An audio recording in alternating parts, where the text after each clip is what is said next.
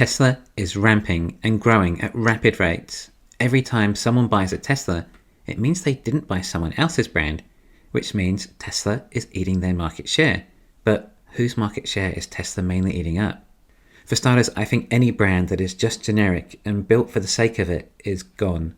Tesla will eat all of them up, because Tesla will offer, a more affordable, safer, better version for the consumer who cares about what they get for the money.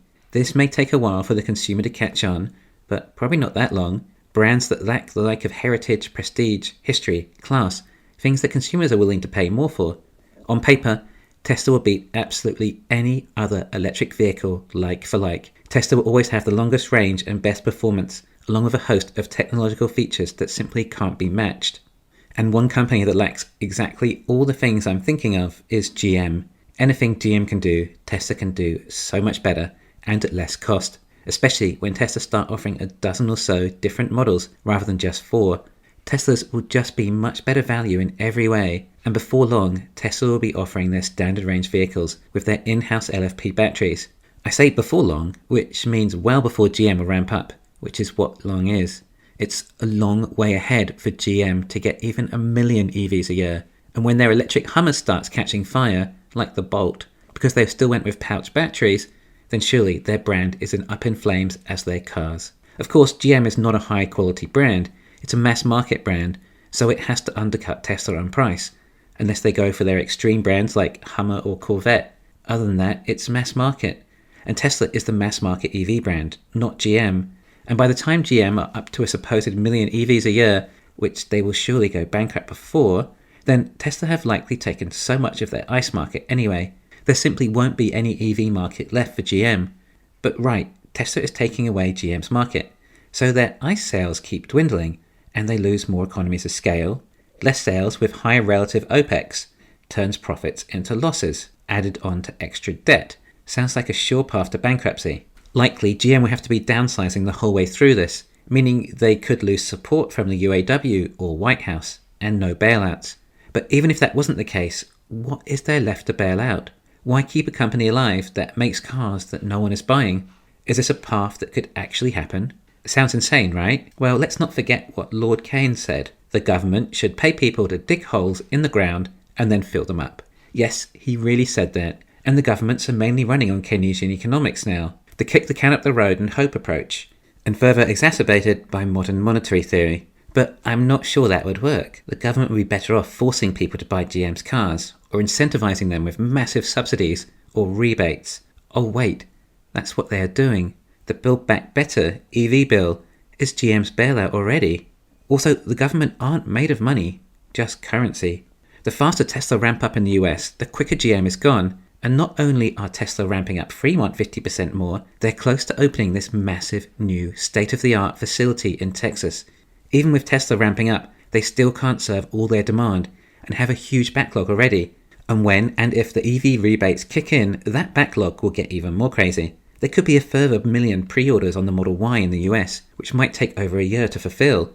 Now, do you think it likely that these 1 million customers will buy a GM whilst they're waiting for their Model Y? Or will they just hold on to their existing car for an extra year? That was rhetorical. Also, the Cybertruck will compete against the likes of the Chevrolet Silverado, pickup trucks being GM's more profitable market segment.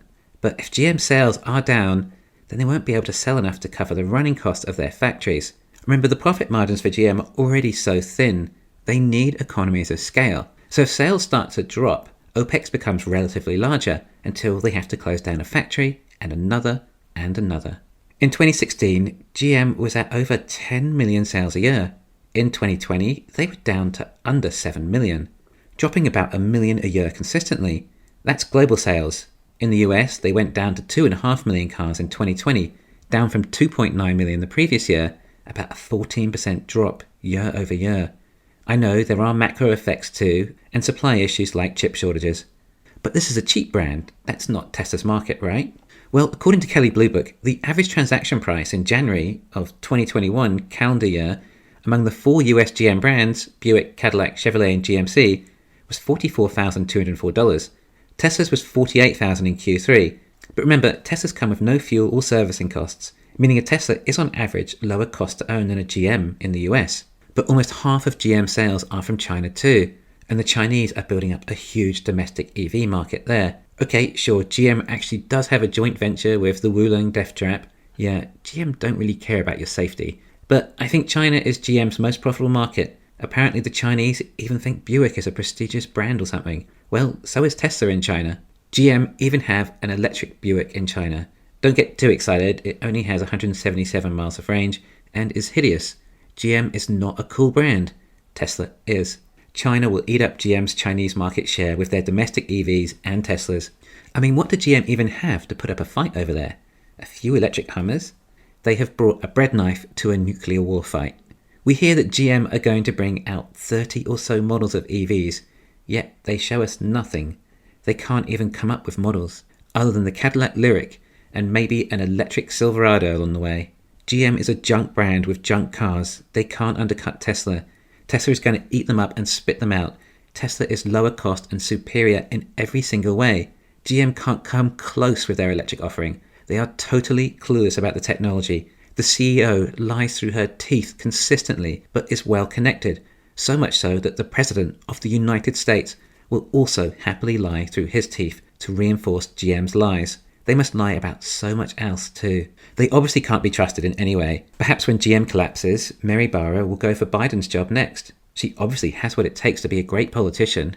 GM is a generic corporation that games the system. They don't make great products for the customers. Now they have met their match, and they're in serious trouble. You may think they're going to fake it till they make it, but they're faking it until they break it. The bank, that is, when they go bankrupt. I think they'll just end up making too larger losses.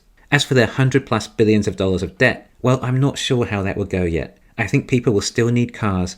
They may not depreciate as much as people think just because they are ICE, although there is always oil prices to add into the mix. But there simply aren't going to be enough EVs to go around.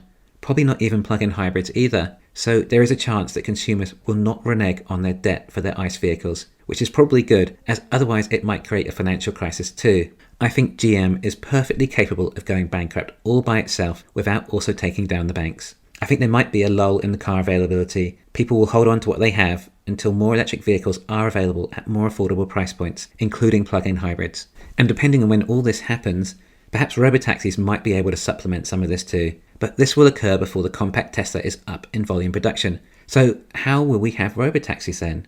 Well, there could be a few million Teslas in the US that are all robo-taxi compatible. I know what you will say. No way would I add my Tesla to the robo-taxi fleet. Well, maybe, but what if it gave you $20,000 a year? Or $30,000 or more?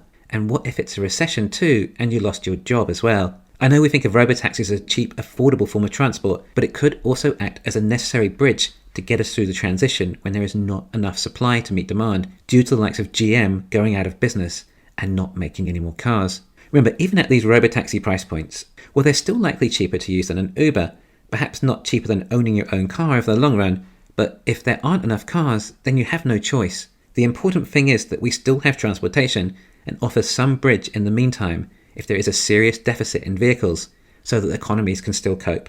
Anyway, let me know how you see GM playing out. I think their demise will correlate with how fast Tesla can ramp up. Thanks for listening. Please hit the thumbs up and subscribe. You can follow me on Twitter and talk to me on Patreon.